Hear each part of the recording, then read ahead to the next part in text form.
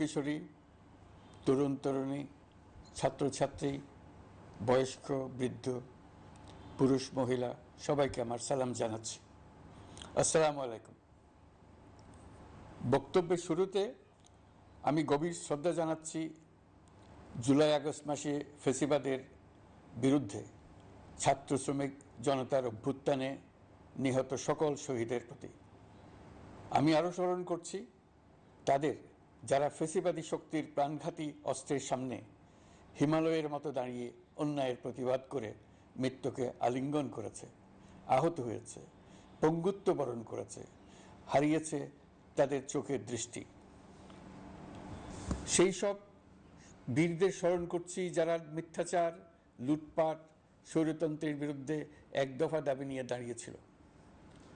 কৃতজ্ঞতা চিত্তে স্মরণ করছি আপনাদের ভাই বোনদের, আপনাদের সন্তানদের যারা এই বিপ্লবে অংশগ্রহণ করেছিল। প্রিয় দেশবাসী, আমি আগেও জানিয়েছি, আবারও জানাচ্ছি, গণ অভ্যুত্থানে সকল শহীদের পরিবারকে পুনর্বাসন করা হবে। সকল আহত শিক্ষার্থী, শ্রমিক জনতার চিকিৎসার সম্পূর্ণ ব্যয় সরকার বহন করবে। আহতদের দীর্ঘমেয়াদী এবং ব্যয়বহুল চিকিৎসা এবং শহীদদের পরিবারের দেখাশোনার জন্য স্বাস্থ্য মন্ত্রণালয়ের নেতৃত্বে একটি পূর্ণাঙ্গ তালিকা প্রস্তুত করা হয়েছে। এখন এই নতুন তথ্য পাওয়ার ভিত্তিতে এই তালিকা হালনাগাদ করা হতে থাকবে। গণ অভ্যুত্থানের শহীদদের স্মৃতি ধরে রাখতে সরকার তার যাত্রা লগ্নে জুলাই গণহত্যা স্মৃতি ফাউন্ডেশন নামে একটি ফাউন্ডেশন প্রতিষ্ঠার উদ্যোগ নেয়। এখন সেই ফাউন্ডেশন তৈরি হয়েছে। সকল শহীদ পরিবার এবং আহতদের সর্বোত্তম চিকিৎসা সহ তাদের পরিবারের সম্পূর্ণ দায়িত্ব এই ফাউন্ডেশন গ্রহণ করছে। এই ফাউন্ডেশনে দান করার জন্য দেশের সকল মানুষ এবং বিদেশে অবস্থানরত বাংলাদেশিদের আমরা আহ্বান জানাচ্ছি। গত মাসে কুমিল্লা, নোয়াখালী, সিলেট অঞ্চলে আকস্মিক বন্যা এসব এলাকার মানুষকে হতভম্ব করে দিয়েছে। এখানে বেশিরভাগ এলাকায় কোনোদিন বন্যা হয়নি। তারা বন্যা মোকাবেলা করে অভ্যস্ত নন। দেশপ্রেমিক সশস্ত্র বাহিনী তাৎক্ষণিকভাবে বন্যা আক্রান্ত সবাইকে রক্ষার জন্য এগিয়ে আসে। সেনা, নৌ এবং বিমান বাহিনী পরস্পরের সঙ্গে সমন্বয় করে একযোগে কাজে নেমে পড়ার ফলে মানুষের দুর্ভোগ কম হয়েছে। এর পরপরই এনজিও এবং সাধারণ মানুষ দেশের সকল অঞ্চল থেকে দলে দলে এগিয়ে এসছে। আমি বিশেষ করে দেশপ্রেমিক সেনাবাহিনীকে আবারও ধন্যবাদ জানাচ্ছি। দেশের সকল দুর্যোগকালে তারা সবসময় আন্তরিকভাবে এগিয়ে এসছে। বিশেষ করে বন্যা ও শান্তি শৃঙ্খলা রক্ষার কাজে তাদের সৈনিক এবং অফিসাররা দিনের পর দিন যেভাবে দায়িত্ব পালন করেছে তার কোনো তুলনা হয় না। জনজীবনে স্বস্তি ও আত্মবিশ্বাস প্রতিষ্ঠায় তাদের ভূমিকা অনন্য। বাংলাদেশ সশস্ত্র বাহিনীর সকল সদস্যকে আমি ধন্যবাদ জানাই তাদের সততা, ত্যাগ ও অসীম দেশপ্রেমের জন্য। দেশের স্বাধীনতা সংগ্রাম থেকে শুরু করে বন্যা, খরা, ঝড়, বৃষ্টি, ঘূর্ণিঝড়, সকল প্রাকৃতিক দুর্যোগে আপনারা সকলের শেষ ভরসার স্থান। দেশের প্রতিটি ক্রান্তি লগ্নে আপনারা দেশের মানুষের পাশে থেকেছেন। দেশের স্বাধীনতার পক্ষে, সার্বভৌমত্বের পক্ষে অবস্থান নিয়েছেন। দেশ গঠনে আপনারা সবার আগে এগিয়ে এসছেন। বিগত জুলাই হতে শুরু হওয়া গণ অভ্যুত্থান, বন্যা, নিরাপত্তা প্রদান, অস্ত্র উদ্ধার সহ সকল কার্যক্রমে আপনারা সফলভাবে দিনরাত কাজ করে যাচ্ছেন। সরকার ও জনগণের পক্ষ থেকে আমি আপনাদের প্রতি কৃতজ্ঞতা জানাচ্ছি। বন্যা আমাদের জনজীবনে আরেকটি দিক উন্মোচন করল। দেশের সকল জায়গায় মানুষের সক্রিয় সহানুভূতির জোয়ার উঠেছিল অবিশ্বাস্য মাত্রায়। ব্যবসায়ী, অর্থবান ব্যক্তিরা যেমন তাদের অর্থ নিয়ে স্বতঃস্ফূর্তভাবে এগিয়ে এসেছিল, তেমনি দেশের বিভিন্ন প্রান্তের সাধারণ মানুষ, স্কুল, কলেজ, বিশ্ববিদ্যালয়ের ছেলেমেয়েরা জোয়ারের ঢলের মতো যার যার সামর্থ্য নিয়ে এগিয়ে এসছে। অনেকেই ছুটে গেছে বন্যার্তদের সহযোগিতা করার জন্য। এনজিওরা বিভিন্ন জায়গা থেকে ছুটে গেছে তাদের সহায়তা নিয়ে। তাদের কাজে অনুপ্রাণিত হয়ে আমি এনজিও নেতাদের সঙ্গে বৈঠক করেছি কিভাবে সরকার তাদের কাজের সঙ্গে সরকারের উদ্যোগকে সমন্বিত করতে পারে, সেটার কাঠামো তৈরি করে দেওয়ার জন্য। বন্যা এখন চলে গেছে, কিন্তু পুনর্বাসনের কঠিন কাজ আমাদের সামনে রয়ে গেছে। সকলের সহযোগিতায় আমরা পুনর্বাসনের কাজটি সফলভাবে সমাধান করতে চাই। আইন শৃঙ্খলা পরিস্থিতির উন্নতির জন্য আমরা দিনরাত পরিশ্রম করে যাচ্ছি। যে সমস্ত ভাই বোনেরা তাদের গত 16 বছরের বেদনা জানিয়ে তার প্রতিকার পাওয়ার জন্য আমার অফিস এবং সচিবালয়ের অফিস সমূহের সামনে প্রতিদিন ঘেরাও কর্মসূচি দিয়ে আমাদের কাজকর্ম ব্যাহত করছিলেন, তারা আমার আহ্বানে সাড়া দিয়ে ঘেরাও কর্মসূচির থেকে বিরত হয়েছেন বটে, তবে অন্যত্র আবার তারা তাদের কর্মসূচি দিয়ে যাতায়াতে ব্যাঘাত সৃষ্টি করছেন। আমি কথা দিচ্ছি, আপনাদের ন্যায্য আবেদনের কথা আমরা ভুলে যাব না। আমরা সকল অন্যায়ের প্রতিকারের জন্য প্রতিশ্রুতিবদ্ধ। আমরা আমাদের দায়িত্বকালে যথাসম্ভব সব সমস্যার সমাধানের চেষ্টা করব। আমি আবারও অনুরোধ করছি, আপনারা যাতায়াতে ব্যাঘাত সৃষ্টি থেকে বিরত থাকুন। জাতি আপনাদের প্রতি কৃতজ্ঞ থাকবে। তৈরি পোশাক, ওষুধ শিল্প, এইসব এলাকায় শ্রমিক ভাই বোনেরা তাদের অভিযোগ জানানোর জন্য ক্রমাগতভাবে এই শিল্পের কার্যক্রম পরিচালনা বন্ধ রাখতে বাধ্য করছেন। এটা আমাদের অর্থনীতিতে যে নেতিবাচক প্রভাব ফেলবে সেটা মোটেই কাম্য নয়। এমনিতেই ছাত্র শ্রমিক জনতার বিপ্লবের পর যে অর্থনীতি আমরা পেয়েছি সেটা নিয়ম নীতিবিহীন, দ্রুত ক্ষীয়মান একটা অর্থনীতি। প্রাতিষ্ঠানিক কাঠামো প্রায় ধ্বংসপ্রাপ্ত। বৈদেশিক মুদ্রার রিজার্ভ তলানিতে গিয়ে ঠেকেছে।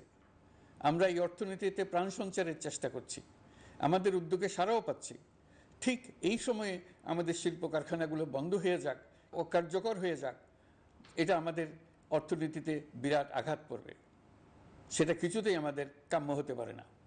শ্রমিক ভাই বোনদের অনেক দুঃখ আছে, কিন্তু সেই দুঃখ প্রকাশ করতে গিয়ে আপনাদের মূল জীবিকা বন্ধ হওয়ার উপক্রম হলে সেটা ঠিক হবে না। দেশের অর্থনীতি ধ্বংসপ্রাপ্ত হলে সেটা ঠিক হবে না। শ্রমিক মালিক উভয়ের পক্ষে আলোচনা করে এসব সমস্যার সমাধান আমরা অবশ্যই বের করব। আপনারা কারখানা খোলা রাখুন, অর্থনীতির চাকা সচল রাখুন, দেশের অর্থনীতিকে সোজা হয়ে দাঁড়াতে দিন। আমরা আপনাদের সমস্যার স্থায়ী সমাধান বের করার জন্য সর্বশক্তি প্রয়োগ করব। মালিক পক্ষের কাছে আমাদের আবেদন, আপনারা শ্রমিকদের সঙ্গে বোঝাপড়া করুন, কারখানা সচল রাখুন, অর্থনীতির দুর্বল স্বাস্থ্যকে সবল করে তুলুন। ওষুধ শিল্প এবং তৈরি পোশাক শিল্প দেশের গৌরব।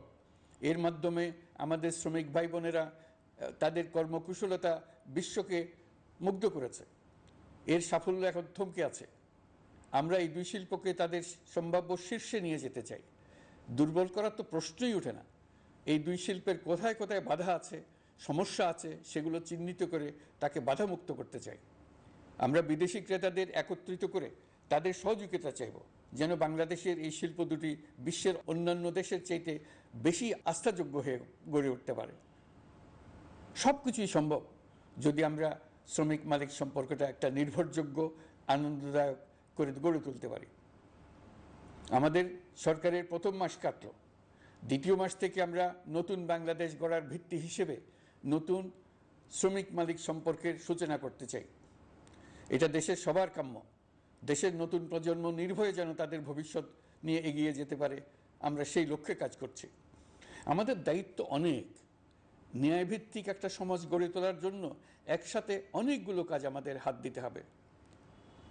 1 জুলাই থেকে 5 আগস্ট পর্যন্ত ছাত্র জনতার গণ আন্দোলনকে দমন করতে যেসব ফৌজদারি মামলা দায়ের করা হয়েছিল, এর মধ্যে হত্যা মামলা ছাড়া বাকি প্রায় সকল মামলা প্রত্যাহার করা হয়েছে। এইসব মামলায় গ্রেফতারকৃত সকলে মুক্তি পেয়েছে। দায়িত্ব গ্রহণের শুরুতেই অন্তর্বর্তীকালীন সরকার বিচার বিভাগের বড় সংস্কারের কাজে হাত দিয়েছে। যোগ্যতম ব্যক্তিকে প্রধান বিচারপতি নিয়োগ দেওয়াতে মানুষের মনে নতুন আশার সঞ্চার হয়েছে। আপিল বিভাগের বিচারপতি নিয়োগ, অ্যাটর্নি জেনারেল নিয়োগ এবং অন্যান্য নিয়োগগুলি অতি গুরুত্বপূর্ণ নিয়োগ, যেগুলো সবকটাই সম্পন্ন হয়েছে। সন্ত্রাস দমন আইন ও ডিজিটাল সাইবার নিরাপত্তা আইনে দায়েরকৃত মিথ্যা হয়রানিমূলক মামলাগুলো প্রত্যাহার করা হচ্ছে।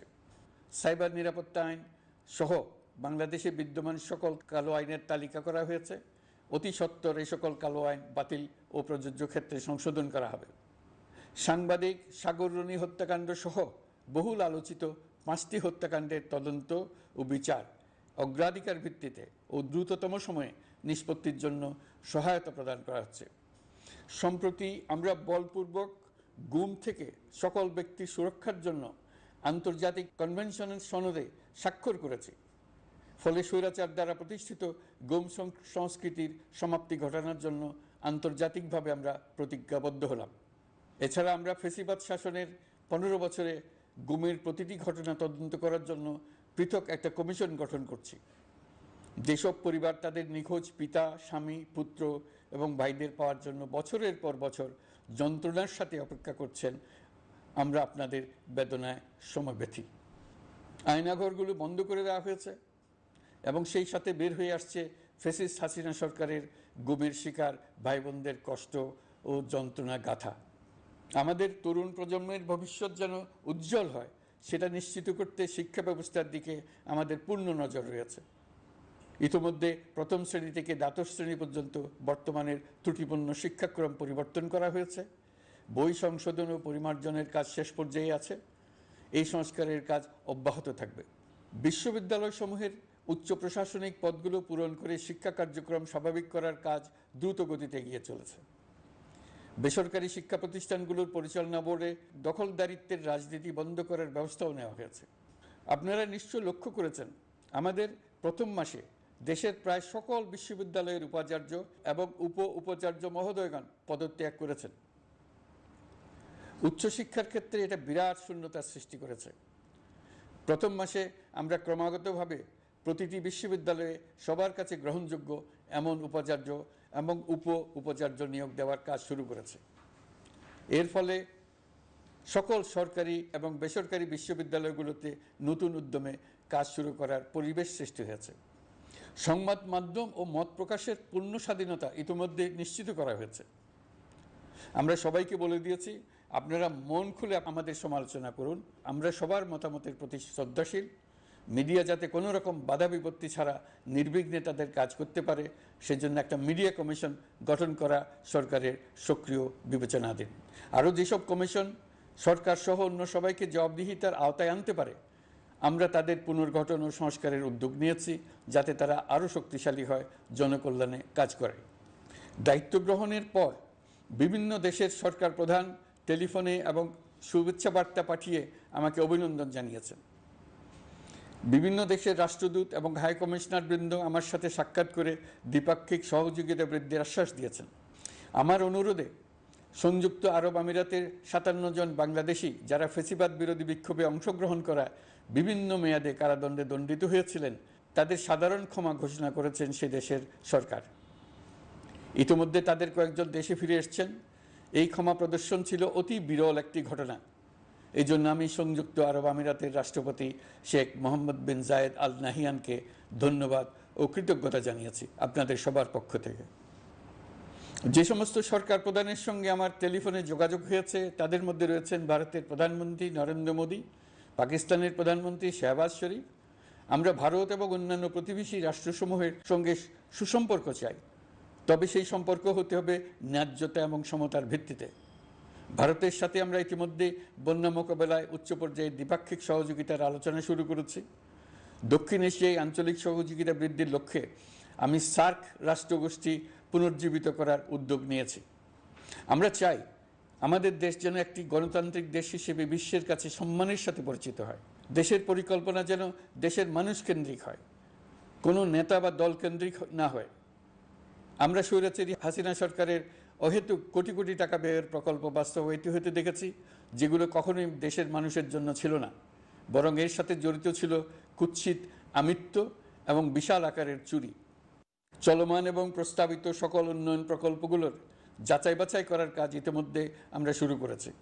প্রকল্প বাস্তবায়নের পর্যায় বিবেচনা করে বাকি কাজে ব্যয়ের সাশ্রয় এমনকি প্রয়োজন মতে তা বাতিল করার কথা বিবেচনা করা হবে। দেশের মানুষকে আর ফাঁকি দেওয়া চলবে না। কর্মসংস্থান তৈরি করবে এমন প্রকল্পগুলোকে আমরা অগ্রাধিকার দেব। লুটপাট ও পাচার হয়ে যাওয়া অর্থ ফিরিয়ে আনার উদ্যোগ আমরা নিয়েছি। আর্থিক খাতে শৃঙ্খলা ফিরিয়ে আনতে একটা ব্যাংকিং কমিশনও গঠন করার উদ্যোগ নেওয়া হয়েছে। বিভিন্ন ব্যাংকের পরিচালনা পরিষদ পুনর্গঠন করা হয়েছে। ব্যাংকিং খাতে এই এক মাসে বিরাট পরিবর্তন এসেছে, আপনারা নিশ্চয়ই সেটা লক্ষ্য করেছেন। আমরা এই খাতে নিয়মনীতি প্রতিষ্ঠা করতে পেরেছি। আরও অনেক কাজ বাকি রয়ে গেছে। প্রথম মাসের কাজ হিসেবে শুধু প্রধান কাজগুলো করেছে, তার সঙ্গে রয়েছে আরও অনেক পরবর্তী কাজ। ফ্যাসিবাদী সরকার লুটপাট করার জন্য নতুন করে 60,000 কোটি টাকা ছাপিয়ে বাজারে ছাড়ার কারণে মুদ্রাস্ফীতির শিকার হয়েছে দেশের মানুষ। এই অতুলনীয় মুদ্রাস্ফীতি নিয়ন্ত্রণ অন্তর্বর্তী সরকারের অন্যতম প্রধান লক্ষ্য। মুদ্রাস্ফীতি নিয়ন্ত্রণের লক্ষ্যে পলিসি সুদের হার বৃদ্ধি করে 9% উন্নীত করা হয়েছে। মূল্যস্ফীতি থেকে সাধারণ মানুষকে সুরক্ষা দেওয়ার উদ্দেশ্যে ওএমএস খাদ্যবান্ধব কর্মসূচি সহ সুলভ মূল্যে প্রান্তিক মানুষের কাছে নিত্য প্রয়োজনীয় দ্রব্য সরবরাহ চলমান রাখা হয়েছে। মূল্যস্ফীতি মোকাবেলায় চলতি অর্থ বছরে চাল ও গম আমদানির জন্য 5,800 কোটি টাকা, আভ্যন্তরীণ সংগ্রহের জন্য 8,900 কোটি টাকা এবং খাদ্য ভর্তুকির 3টি প্রোগ্রামের জন্য 7,360 কোটি টাকা বরাদ্দ রাখা হয়েছে। বিভিন্ন স্টেক হোল্ডারের সাথে সভা করে মূল্যস্ফীতি নিয়ন্ত্রণের করণীয় সমূহ চিহ্নিত করা হয়েছে। পরিচালন ও উন্নয়ন ব্যয় যৌক্তিক পরিমাণে হ্রাস করার জন্য কার্যক্রম গ্রহণ করা হয়েছে। কৃষিপণ্য উৎপাদনের জন্য সার আমদানির ক্ষেত্রে প্রয়োজনীয় বৈদেশিক মুদ্রার সরবরাহ নিশ্চিত করার পদক্ষেপ নেওয়া হয়েছে। প্রকৃত চাষিগণ যাতে কৃষি ঋণ পেয়ে থাকেন তা নিশ্চিত করার উদ্যোগ নেওয়ার পাশাপাশি কৃষি ঋণের পরিমাণ বৃদ্ধি করা হয়েছে। মার্কিন ডলারের বিপরীতে টাকার বিনিময় হার স্থিতিশীল রাখার লক্ষ্যে বৈদেশিক মুদ্রার বিনিময় হারকে বাজার ভিত্তিক করা হয়েছে। কালো টাকা সাদা করার অনৈতিক অনুমতি বাতিল করা হয়েছে। বৈদেশিক মুদ্রার রিজার্ভ বৃদ্ধি করতে বিভিন্ন উন্নয়ন সহযোগীদের কাছ থেকে বাজেট সাপোর্ট চাওয়া হয়েছে। আন্তর্জাতিক মুদ্রা তহবিল থেকে অতিরিক্ত 3 বিলিয়ন মার্কিন ডলার, বিশ্বব্যাংক থেকে অতিরিক্ত 1 বিলিয়ন ডলার, জাইকা থেকে অতিরিক্ত 1 বিলিয়ন মার্কিন ডলার প্রদানের অনুরোধ করা হয়েছে। রূপপুর পারমাণবিক বিদ্যুৎ কেন্দ্র নির্মাণ প্রকল্পের অগ্রিম অর্থ পরিশোধ এবং বকেয়া পাওনা নিয়ে রাশিয়ান ফেডারেশনের সাথে অর্থ মন্ত্রণালয়ের আলোচনা চলছে। পাইপলাইনে থাকা 48 বিলিয়ন মার্কিন ডলার বৈদেশিক সহায়তা ব্যবহারের উদ্যোগ নেওয়া হয়েছে। মেগা প্রকল্পের নামে লুটপাট বন্ধের পাশাপাশি স্বাস্থ্য ও শিক্ষা খাতে বরাদ্দ বৃদ্ধির পরিকল্পনা গ্রহণ করা হয়েছে। বৈদেশিক মুদ্রার রিজার্ভের উপর চাপ কমানোর লক্ষ্যে রাশিয়া এবং চীন থেকে প্রাপ্ত ঋণের সুদের হার কমানো এবং ঋণের মেয়াদ বৃদ্ধির জন্য অনুরোধ জানানো হয়েছে। সকল উন্নয়ন সহযোগীদের সাথে সম্পর্ক আরও নিবিড় করার উদ্যোগ নেওয়া হয়েছে। সকল অর্থনৈতিক সূচক এবং পরিসংখ্যানের প্রকৃত মান বা সংখ্যা প্রকাশের জন্য নির্দেশনা প্রদান করা হয়েছে। জিডিপি, মূল্যস্ফীতি ইত্যাদি সঠিক উপাত্ত সংগ্রহ, প্রাক্কলন ও প্রকাশের জন্য নির্দেশনা দেওয়া হয়েছে। জাতীয় রাজস্ব বোর্ড এবং অর্থ বিভাগের রাজস্ব আয় সম্পর্কিত উপাত্তের মধ্যে পার্থক্য নিরসনে উদ্যোগ নেওয়া হয়েছে। প্রকৃত রপ্তানি আয় নিরূপণ এবং প্রকাশের নির্দেশনা দেওয়া হয়েছে। জাতীয় রাজস্ব বোর্ডের অটোমাইজেশনের লক্ষ্যে পরিকল্পনা গ্রহণ করা হয়েছে। পুঁজিবাজারকে স্বাভাবিক ধারায় ফিরিয়ে আনতে সিকিউরিটি এক্সচেঞ্জ কমিশন পুনর্গঠন করা হয়েছে। নিত্য প্রয়োজনীয় পণ্য সামগ্রীর সরবরাহ স্বাভাবিক রাখার নিমিত্তে ব্যবসায়ী, শিল্প মালিক ও ব্যবসায়ী সংগঠনের সাথে সভা করা হচ্ছে এবং তাদের মতামতের ভিত্তিতে বিভিন্ন ব্যবস্থা গ্রহণ করা হচ্ছে। বিদ্যমান মজুদ ও ঘাটতি মূল্যায়ন করে ভবিষ্যৎ চাহিদা পর্যালোচনা করে স্থানীয় উৎপাদন বৃদ্ধির পাশাপাশি আমদানি পর্যায়ে বিভিন্ন জটিলতা দূরীকরণ, বন্দর ও বড় মোকাম সহ পরিবহন ব্যবস্থার বিভিন্ন সমস্যা সমাধানে সংশ্লিষ্ট সকল মন্ত্রণালয়, দপ্তর, বিভাগকে প্রয়োজনীয় নির্দেশ দেওয়া হয়েছে। এই জন্য তেল, চিনি, ডিম ও মাংস উৎপাদনকারী বৃহৎ প্রতিষ্ঠানসমূহের সাথে সভা ও মতবিনিময় করা হচ্ছে। নিত্য প্রয়োজনীয় কিছু দ্রব্যাদি যেমন পেঁয়াজ, আলু এসবের দাম আরও কমানোর জন্য বিদ্যমান শুল্ক হার হ্রাসের বিষয়ে এনবিআরকে প্রয়োজনীয় নির্দেশনা দেওয়া হয়েছে।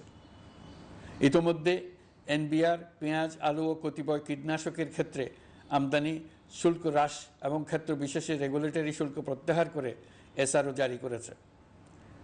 নিম্ন আয়ের 1 কোটি পরিবারকে টিসিবির মাধ্যমে হ্রাসকৃত মূল্যে কিছু পণ্য যেমন পরিবার প্রতি চাল মাসে 5 কেজি, সয়াবিন তেল মাসে 2 কেজি, মসুর ডাল মাসে 2 কেজি দেওয়া হচ্ছে। এটি সামনের দিনগুলোতে অব্যাহত রাখা হবে। সরকার দায়িত্ব গ্রহণের পর জনপ্রত্যাশা অনুযায়ী বিদ্যুৎ, জ্বালানি ও খনিজ সম্পদ মন্ত্রণালয় হতে বিদ্যুৎ ও জ্বালানির দ্রুত সরবরাহ বৃদ্ধি আইনের অধীনে চলমান সকল প্রকার নেগোসিয়েশন, প্রকল্প বাছাই এবং ক্রয় প্রক্রিয়াকরণ কার্যক্রম আপাতত স্থগিত করা হয়েছে। গত 1.5 দশকে এই আইন ব্যবহার করে লক্ষ কোটি টাকা লুটপাট হয়েছে। বিদ্যুৎ, জ্বালানি ও খনিজ সম্পদ মন্ত্রণালয়ের আওতাধীন কোম্পানিসমূহে অধিকতর স্বচ্ছতা ও জবাবদিহিতা আনার লক্ষ্যে কোম্পানিসমূহের পরিচালনা পর্ষদ পুনর্গঠন করা হয়েছে। প্রকৌশল, ভূতত্ত্ব এবং খনিজ হিসাব বিষয়ে অধ্যয়ন করেছে এমন ছাত্র প্রতিনিধি অন্তর্ভুক্ত করার জন্য উদ্যোগ গ্রহণ করা হয়েছে। এই খাতে অধিকতর সক্ষমতা, গতিশীলতা এবং জবাবদিহিতা নিশ্চিত করার লক্ষ্যে বিশেষজ্ঞগণের সমন্বয়ে একটি কমিটি গঠন করা হয়েছে। জ্বালানি তেলের মূল্য জনপ্রত্যাশা অনুযায়ী সহনশীল রাখতে অকটেন ও পেট্রোলের দাম 6 টাকা, ডিজেল ও কেরোসিনের দাম 1 টাকা 25 পয়সা কমানো হয়েছে। 37 দিন বন্ধ থাকার পর গত 25 আগস্ট হতে মিরপুর 10 ও কাজীপাড়া স্টেশন ছাড়া বাকি সব স্টেশনে মেট্রো রেল পুনরায় চালু করা হয়েছে। ভুয়া মুক্তিযোদ্ধাদের চিহ্নিত করার লক্ষ্যে বিশেষ করে মুক্তিযুদ্ধের সময় যাদের বয়স 12.5 বছরের কম ছিল তাদের মুক্তিযুদ্ধ তালিকা হতে বাতিলের জন্য সুপ্রিম কোর্টে লিভ টু আপিলের পদক্ষেপ গ্রহণ করা হয়েছে। মুক্তিযোদ্ধা কল্যাণ ট্রাস্টের আওতাধীন বেদখলকৃত স্থাবর সম্পত্তি উদ্ধারে প্রয়োজনীয় ব্যবস্থা গ্রহণ করা হয়েছে। গৃহায়ন ও গণপূর্ত মন্ত্রণালয় কর্তৃক গৃহীত বরিশাল, রংপুর, ময়মনসিংহ উন্নয়ন কর্তৃপক্ষ আইন এর খসড়া তৈরির কার্যক্রম নেওয়া হয়েছে। পূর্বাচল নতুন শহর প্রকল্প, ঢাকার আশেপাশে স্যাটেলাইট সিটি নির্মাণের রোডম্যাপ চূড়ান্তকরণের উদ্যোগ নেওয়া হয়েছে। বিধি বহির্ভূত প্রদত্ত প্লট ও ফ্ল্যাটের বরাদ্দ বাতিলের উদ্যোগ নেওয়া হয়েছে। প্রিয় দেশবাসী, আপনাদের আমাদের সন্তানদের জন্য একটি গণতান্ত্রিক বাংলাদেশের রূপরেখা তৈরি করতে আমরা দৃঢ় প্রতিজ্ঞ। আর যেন আমাদের কোনো স্বৈরাচারের হাতে পড়তে না হয়। আমরা যাতে বলতে পারি আমরা একটি গণতান্ত্রিক দেশে বসবাস করি, আমরা যাতে সকলেই দাবি করতে পারি যে এই দেশটি আমাদের, আমরা সেই লক্ষ্যেই কাজ করছি। কেউ আইন নিজের হাতে তুলে নেবেন না। আইন নিজের হাতে তুলে নিয়ে কেউ সমাজে বিশৃঙ্খল পরিবেশ সৃষ্টি করলে আমরা তাকে অবশ্যই শাস্তির আওতায় নিয়ে আসব। আমরা একটি সাম্প্রদায়িক সম্প্রীতির দেশ। ধর্মীয় সম্প্রীতি বিনষ্ট হয় এমন কোনো কাজ কেউ কোনোভাবেই করবেন না। অতীতে শুধুমাত্র আওয়ামী মতাদর্শী না হওয়ার কারণে 28তম থেকে 42তম BCS পর্যন্ত BPSC কর্তৃক সুপারিশকৃত অনেক প্রার্থী নিয়োগ বঞ্চিত হয়েছেন। 8ই আগস্ট পরবর্তী সময়ে এর মধ্যে এদের 259 জনকে নিয়োগ দেওয়া হয়েছে। মাঠ প্রশাসনকে জনবান্ধব এবং দুর্নীতিমুক্ত জবাবদিহিমূলকভাবে গড়ে তোলার জন্য সব ধরনের উদ্যোগ নেওয়া হয়েছে।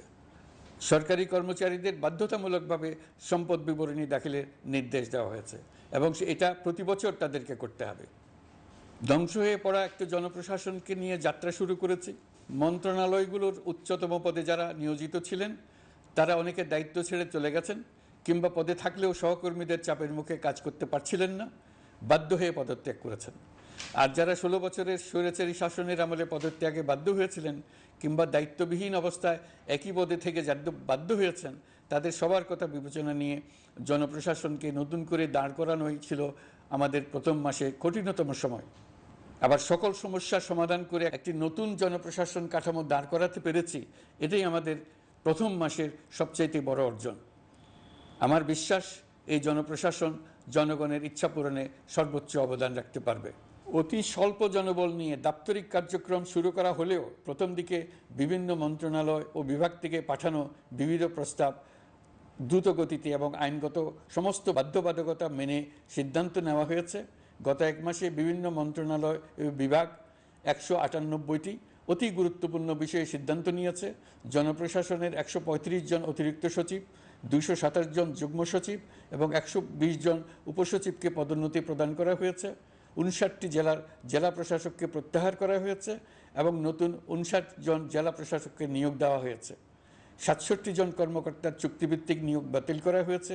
10 জন যুগ্ম সচিব, 8 জন অতিরিক্ত সচিব, 6 জন সচিবকে ওএসডি করা হয়েছে। বাংলাদেশ পুলিশের 80 জন ডিআইজি, 30 জন পুলিশ সুপার সহ 110 জনকে পদোন্নতি প্রদান করা হয়েছে। 1 জন ডিআইজি, 1 জন এডিশনাল ডিআইজি, 4 জন পুলিশ সুপারকে চাকরিতে পুনর্বহাল করা হয়েছে। আইজিপি সহ 10 জন অতিরিক্ত আইজি, 88 জন ডিআইজি, 21 জন এডিশনাল ডিআইজি, 177 জন পুলিশ সুপার সহ মোট 297 জন কর্মকর্তাকে বদলি করা হয়েছে। ছাত্র শ্রমিক জনতার বিপ্লবের মূল লক্ষ্য ছিল গণভবন। এটা ছিল স্বৈরাচারের কেন্দ্রবিন্দু। এই সরকার বিপ্লবের প্রতি সম্মান দেখিয়ে গণভবনকে বিপ্লবের জাদুঘর হিসেবে ঘোষণা দিয়েছে। ছাত্র জনতার ক্ষোভকে স্থায়ীভাবে তুলে ধরার জন্য গণভবনের আর কোনো সংস্কার করা হবে না। ছাত্র জনতার ক্ষোভের মুখে তা যে অবস্থায় দাঁড়িয়েছিল সেই অবস্থায় তাকে রাখা হবে। যেসব মূল্যবান সামগ্রী জনতা নিয়ে গিয়েছিল সেগুলো অনেক ফেরত দিয়ে গেছেন। যারা নিয়ে গিয়েছেন তারা নিজেরাই ফেরত দিয়ে গেছেন। তাদের আমরা দেশবাসীর পক্ষ থেকে ধন্যবাদ জানাচ্ছি। আরও কিছু জিনিস পাওয়া যায়নি। যারা নিয়ে গেছেন তাদের কাছে আমাদের অনুরোধ থাকবে তারা যেন এইসব সামগ্রী ফেরত দিয়ে যান। আমরা উল্লেখ করব এইসব বিক্ষুব্ধ জনতা নিয়ে গিয়েছিল, কিন্তু বিজয়ের পর তারা আবার জাদুঘরে প্রতি সম্মান দেখিয়ে এগুলো ফেরত দিয়ে গিয়েছেন। আমরা নতুন বাংলাদেশকে একটা পরিবেশ বান্ধব এবং জীববৈচিত্র্যময় দেশ হিসেবে গড়ে তোলার উদ্যোগ নিয়েছি। এটি তরুণদের আকাঙ্ক্ষা, আমাদের সবারই আকাঙ্ক্ষা। সেই লক্ষ্যে আমি প্রথমেই একটি ক্ষুদ্র পদক্ষেপ নিয়েছি। আমার বাসভবন এবং সমগ্র সচিবালয়ে প্লাস্টিকের পানির বোতল ব্যবহার নিষিদ্ধ করেছে। ইতিমধ্যে সুপার শপগুলোতে পলিথিনের শপিং ব্যাগ ব্যবহার বন্ধ করার উদ্যোগ নেওয়া হয়েছে। গত কয়েক দশকে যে পরিমাণ নদী দূষণ হয়েছে, আমরা তা বন্ধ করার উদ্যোগ নিয়েছি। আমরা সংস্কার চাই। আমাদের একান্ত অনুরোধ, আমাদের উপর যে সংস্কারের গুরু দায়িত্ব দিয়েছেন, সেই দায়িত্ব দিয়ে আপনারা দর্শকের গ্যালারিতে চলে যাবেন না। আপনারা আমাদের সঙ্গে থাকুন, আমরা একসঙ্গে সংস্কার করব। এটা আমাদের সবার দায়িত্ব। আপনারা নিজ নিজ জগতে সংস্কার আনুন। একটা জাতির সংস্কার শুধু সরকারের সংস্কার হলে হয় না। আপনি ব্যবসায়ী হলে আপনার ব্যবসায় সংস্কার আনুন। ব্যবসায়ী গোষ্ঠীরা তাদের নিজ নিজ সমিতির মাধ্যমে সংস্কার আনুন। সমিতিতে সংস্কার আনুন। নতুন করে সমিতি গঠনতন্ত্র সংশোধন করুন। আপনি শ্রমিক হলে আপনার ক্ষেত্রে আপনি সংস্কার করুন। আপনি রাজনৈতিক নেতাকর্মী হলে আপনার ক্ষেত্রে সংস্কার করুন। আপনি প্রতিষ্ঠান প্রধান হলে আপনার প্রতিষ্ঠানে সংস্কার আনুন। আমি এটাকে সুযোগ হিসেবে গ্রহণ করার জন্য সবাইকে আহ্বান জানাচ্ছি। এই সংস্কারের মাধ্যমে আমরা জাতি হিসেবে নতুনভাবে যাত্রা শুরু করতে চাই। আমাদের এই যাত্রা আমাদেরকে পৃথিবীর একটা সম্মানিত জাতি হিসেবে প্রতিষ্ঠিত করুক, এটাই আমাদের সবার কাম্য, এটাই আমাদের সবার লক্ষ্য। গত এক মাসে আমি বেশ কিছু রাজনৈতিক দলের সঙ্গে পৃথকভাবে বসছি, তাদের সঙ্গে মতামত বিনিময় করেছি। তারা আমাদের উৎসাহিত করেছেন, ছাত্র শ্রমিক জনতার বিপ্লবের লক্ষ্যের প্রতি সমর্থন জানিয়েছেন, সংস্কারের কাজে পূর্ণ সহযোগিতার দেওয়ার আশ্বাস দিয়েছেন। আমি দেশের বিশিষ্ট সম্পাদক বৃন্দের সঙ্গে মত বিনিময় করেছি, তারাও সংস্কারের কাজে পূর্ণ সহযোগিতা দেওয়ার আশ্বাস দিয়েছেন। তারা বিভিন্ন বিষয়ে মূল্যবান পরামর্শ দিয়েছেন। সবার পরামর্শ নিয়ে এখন আমাদের অগ্রসর হওয়ার পালা। আমি বিশিষ্ট ব্যবসায়ীদের সঙ্গে বৈঠক করেছি, তাদের কাছে আমাদের সরকারের লক্ষ্যগুলো ব্যাখ্যা করেছি, তারাও আমাদের লক্ষ্যের সঙ্গে একমত প্রকাশ করেছেন। আপনারা জানেন, ছাত্র শ্রমিক জনতার ঐতিহাসিক জুলাই গণ অভ্যুত্থানের মুখে এবং হাজারো মানুষের আত্মদানের বিনিময়ে বাংলাদেশে ফ্যাসিস্ট সরকারের পতন হয়েছে। এই গণ অভ্যুত্থানের বার্তা ও আকাঙ্ক্ষা বাস্তবায়নের জন্য একটি অভূতপূর্ব সময় ও সুযোগ আমরা এর মধ্য দিয়ে অর্জন করেছি। এর বাস্তবায়ন তথা বাংলাদেশের ফ্যাসিজম বা স্বৈরতান্ত্রিক শাসন পুনরাবৃত্তির আশঙ্কা রোধ এবং জনমালিকানা ভিত্তিক কল্যাণমুখী জনস্বার্থে নিবেদিত একটি রাষ্ট্র ব্যবস্থা প্রবর্তনের লক্ষ্যে কিছু জাতীয় ভিত্তিক সংস্কার সম্পন্ন করা জরুরি হয়ে পড়েছে। উক্ত সংস্কার ভাবনার অন্যতম কেন্দ্রবিন্দু হচ্ছে সুষ্ঠু নির্বাচন ব্যবস্থা, সুশাসন প্রতিষ্ঠা করা। আমরা যেহেতু জনগণের ভোটাধিকার ও জনগণের মালিকানায় বিশ্বাস করি, সেহেতু নির্বাচন ব্যবস্থার উন্নয়নে আমাদের সংস্কার ভাবনায় গুরুত্ব পেয়েছে অধিক। আমরা মনে করি নির্বাচনের নামে সংখ্যাগরিষ্ঠতার একাধিপত্য ও দুঃশাসন মানুষের উপর চাপিয়ে দেওয়া বা এর মাধ্যমে এক ব্যক্তি বা এক পরিবার বা কোনো গোষ্ঠীর কাছে সকল ক্ষমতা কুক্ষিগত করে রাখার কোনো ক্রমেই গ্রহণযোগ্য নয়। এসব আশঙ্কা রোধ করার জন্য নির্বাচনের সাথে সম্পর্কিত নির্বাচন কমিশন সহ অন্যান্য প্রতিষ্ঠানগুলোর সংস্কারের কথা আমরা ভাবছি।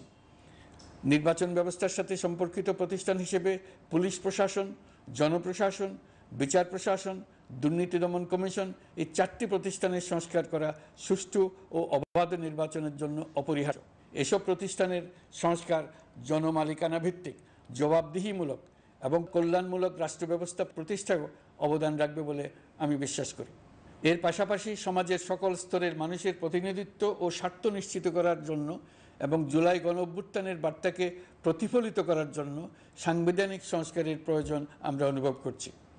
এসব বিষয়ে সংস্কার করার প্রাথমিক পদক্ষেপ হিসেবে আমরা প্রাথমিকভাবে 6টি কমিশন গঠন করার সিদ্ধান্ত নিয়েছি। এসব কমিশনের কাজ পরিচালনার জন্য বিষয়ভিত্তিক অভিজ্ঞতা বিবেচনা করে 6 জন বিশিষ্ট নাগরিকের নেতৃত্বে এই কমিশনগুলো পরিচালনা করার দায়িত্ব দিয়েছি। এরপর আরও বিভিন্ন বিষয়ে কমিশন গঠন করার প্রক্রিয়া আমরা অব্যাহত রাখব। নির্বাচন ব্যবস্থা সংস্কার কমিশনের প্রধান হিসেবে দায়িত্ব পালন করবেন ডক্টর বদিউল আলম মজুমদার। পুলিশ প্রশাসন সংস্কার কমিশনের প্রধান হিসেবে কাজ করবেন জনাব সরফরাজ চৌধুরী। বিচার বিভাগ সংস্কার কমিশনের প্রধান হিসেবে দায়িত্ব পালন করবেন বিচারপতি শাহ আবু নাঈম মমিনুর রহমান। দুর্নীতি দমন সংস্কার কমিশনের প্রধান হিসেবে দায়িত্ব পালন করবেন ডক্টর ইফতেখারুজ্জামান। জনপ্রশাসন সংস্কার কমিশনের প্রধান হিসেবে দায়িত্ব পালন করবেন জনাব আব্দুল মুহিত চৌধুরী। সংবিধান সংস্কার কমিশনের প্রধান হিসেবে দায়িত্ব পালন করবেন ডক্টর শাহদিন মালিক। এসব কমিশনের অন্য সদস্যদের নাম কমিশন প্রধানদের সাথে আলোচনা করে ঠিক করা হবে। কমিশনগুলোর আলোচনা ও পরামর্শ সভায় উপদেষ্টা পরিষদের সদস্য, ছাত্র, শ্রমিক জনতা আন্দোলনের প্রতিনিধি, নাগরিক সমাজ ও রাজনৈতিক দলের প্রতিনিধিরা উপস্থিত থাকবেন। পূর্ণাঙ্গভাবে গঠিত হওয়ার পর কমিশন আনুষ্ঠানিকভাবে তাদের কাজ আগামী 1 অক্টোবর থেকে শুরু করতে পারবে বলে আমি আশা করছি এবং এটি পরবর্তী 3 মাসের মধ্যে সম্পন্ন হবে বলে আমরা ধারণা করছি। কমিশনের রিপোর্টের ভিত্তিতে সরকার পরবর্তী পর্যায়ে প্রধান রাজনৈতিক দলগুলোর সাথে পরামর্শ সভার আয়োজন করবে। চূড়ান্ত পর্যায়ে ছাত্র সমাজ, নাগরিক সমাজ, রাজনৈতিক দলের প্রতিনিধি, সরকারের প্রতিনিধি নিয়ে ব্যাপক ভিত্তিক 3 থেকে 7 দিন ব্যাপী একটি পরামর্শ সভার ভিত্তিতে সংস্কার ভাবনার রূপরেখা চূড়ান্ত করা হবে। এতে এই রূপরেখা কিভাবে বাস্তবায়ন হবে তার একটি ধারণাও দেওয়া হবে। এই আয়োজন জুলাই গণ অভ্যুত্থানের বার্তা বাস্তবায়ন ও রাষ্ট্র পুনর্নির্মাণ তাগিদের ঐক্যবন্ধনে গোটা জাতিকে শক্তিশালী ও আশাবাদী করে তুলবে বলে আমাদের বিশ্বাস। প্রিয় দেশবাসী, আমাদের সামনে অনেক কাজ, সবাই মিলে একই লক্ষ্যে আমরা অগ্রসর হতে চাই। আমাদের মধ্যে, বিশেষ করে আমাদের নতুন প্রজন্মের মধ্যে যে সুপ্ত প্রতিভা লুকিয়ে আছে সেটা যেন বিনা বাধায় রাষ্ট্রের এবং সমাজের সহযোগিতায় প্রকাশ করতে পারি, সেই সুযোগের কাঠামো তৈরি করতে চাই।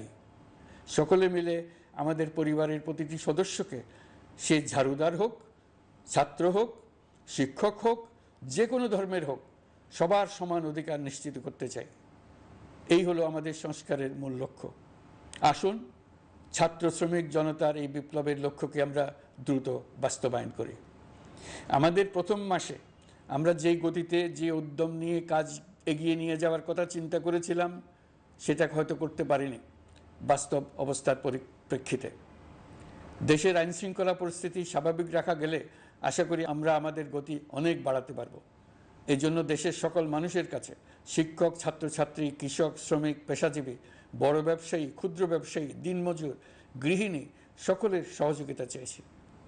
আমাদের কাজ বড় কঠিন, কিন্তু জাতি হিসেবে এবার ব্যর্থ হওয়ার কোনো অবকাশ আমাদের নেই। আমাদেরকে সফল হতেই হবে। এই সাফল্য আপনাদের কারণেই আসবে, আপনার সহযোগিতার কারণেই আসবে। আমাদের কাজ হবে আপনার আমার স্বপ্নকে বাস্তবে রূপায়িত করা। এখন আমরা আমাদের 2য় মাস শুরু করছি। আমাদের 2য় মাসে যেন আপনাদের মনে দৃঢ় আস্থা সৃষ্টি করতে পারি, সেই চেষ্টা করে যাব। ধৈর্য ধরুন, এই কথাটি আমি মোটেই আপনাদের বলবো না।